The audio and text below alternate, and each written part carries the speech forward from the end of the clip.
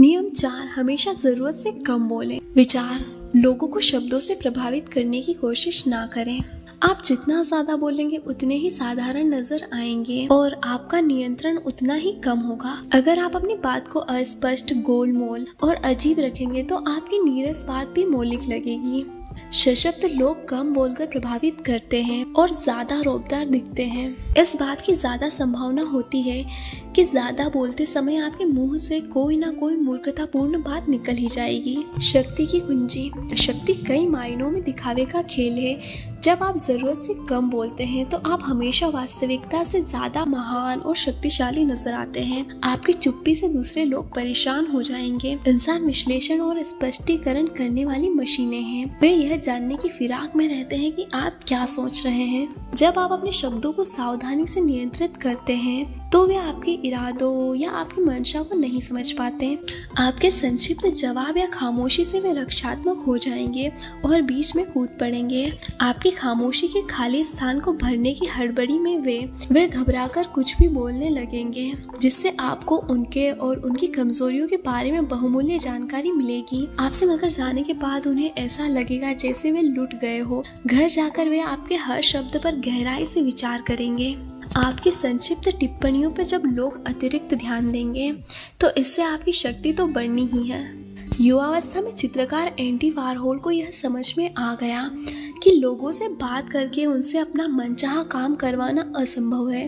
बातों से लोग आपके खिलाफ हो जाएंगे, आपकी इच्छाओं के विपरीत काम करेंगे और अपने दुष्ट स्वभाव की वजह से आपकी अवज्ञा करेंगे। उन्होंने एक मित्र से एक बार कहा था, मैंने यह सीखा है कि जब आप चुप रहते हैं तो दरअसल आपके पास ज्यादा शक्ति होती है। बाद के जीवन में वारहोल ने इस तकनीक का इस्तेमाल बहुत अच्छी तरह से किया।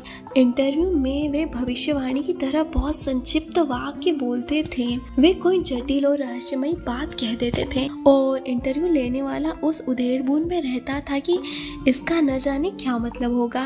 वह सोचने लगता था कि वारहोल के अर्थहीन दिख रहे वाक्यों के पीछे कोई गहरी बात छुपी है। वारहोल अपनी पेंटिंग्स के बारे में कभी बातें नहीं करते थे। वे इसके विश्लेषण का काम दूसरों पर छोड़ देते थे।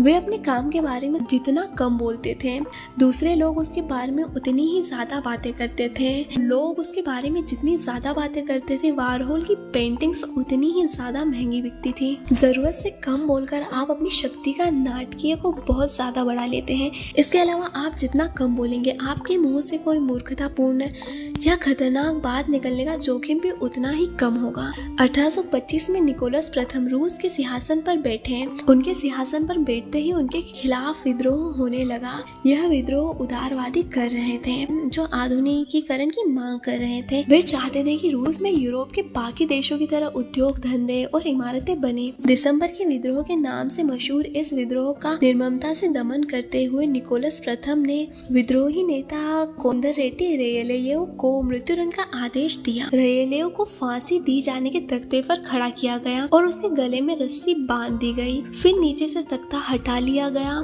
लेकिन रेलेव जैसे ही रस्सी से झूला, रस्सी टूट गई और वह जमीन पर गिर गया। उस वक्त इस तरह की घटनाएं ईश्वर की माफी मानी जाती थी और जो व्यक्ति मृत्युदंड से इस तरह बचता था उसे आमतौर पर माफ कर दिया जाता था।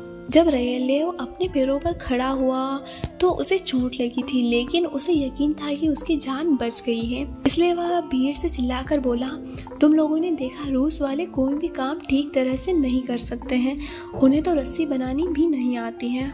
एक संदेशवाहक तत्काल यह खबर लेकर सम्राट के पास गया कि मृत्युदंड नहीं दिया जा सका। इस निराशाजनक खबर से चिंतित होने के बावजूद निकोलस प्रथम विद्रोही नेता रेलेव के माफीनामे पर हस्ताक्षर करने लगे, लेकिन तभी उन्होंने संदेशवाहक से पूछा, क्या इस घटना के बाद रेलेव ने कुछ कहा था? संदेशवाहक ने जवाब दिया, उसने कहा था कि रूस वालों को तो रस्सी बनानी भी नहीं आती है। सम्राट ने माफीनामे को फाड़ते हुए कहा, अगर ऐसी बात है तो हम उसकी बात को गलत साबित करके दिखा देंगे। अगले दिन रेलेव को दोबारा फांसी के फंदे पर लटकाया गया और इस बार रस्सी नहीं टूटी। यह सबक सीख लें, एक बार बाहर निकल जाने के बाद आप शब्दों को दोबारा नहीं लौटा सकते। उन्हें नियंत्रण में रखें। व्यंग के प्रति खास तौर पर सावधान रहें। आपके व्यंग बाणों से आपको क्षणिक संतुष्टि तो मिल सकती है, लेकिन बदले में आपको उनकी ज्यादा कीमत चुकानी पड़ती है। तस्वीर, डेल्फी की भविष्यवाणी। जब आगंतुक डेल्फी की भविष्यवाणी सुनने जाते थे तो पुजारिन कुछ जटिल शब्द बोल देती थी जो अर्थपूर्ण और महत्वपूर्ण लगते थे। भविष्यवाणी के शब्दों की अवज्ञा कोई नहीं करता था क्योंकि उनमें जिंदगी और मौत की शक्ति होती थी। विशेषज्ञ की राय। अधीनस्थों के बोलने से पहले कभी अपने होंठ ना हिलाएं। मैं जितनी ज्यादा देर तक चुप रहता हूँ दूसरे उतनी ही जल्दी बोलने लगते हैं। जब वे बोलते हैं तो मैं उनके शब्दों से उनके असली इरादे समझ सकता हूँ। अगर सम्राट रहस्यमय ना हो तो मंत्रियों की तो चांदी ही हो जाएगी।